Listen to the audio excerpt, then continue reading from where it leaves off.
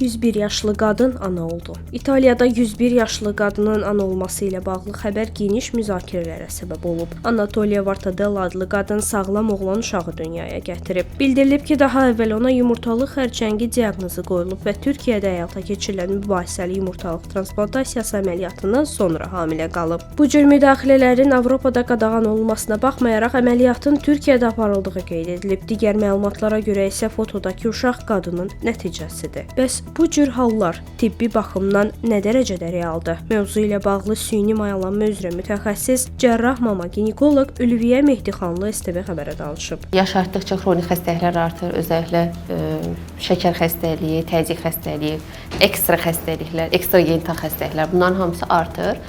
Bunlar da hamiləlik daha ağırlaşmalarla keçməsinə səbəb olur. 101 yaşlı bir qadının da ana olması təbii ki, süni mayalanma ilə, yəni ekstrakorporal mayalanma iləndir.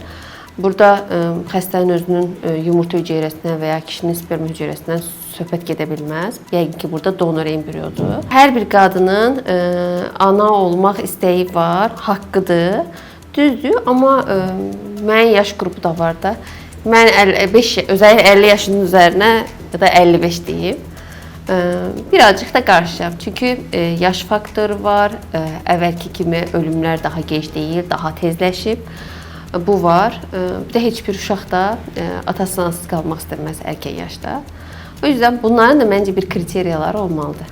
Mütəxəssis həmçinin qeyd edib ki, reproduktiv texnologiyaların inkişafı gənc olmayan xanımların da ana olmağı bu kimi nadir halların mümkünlüyünü artırır.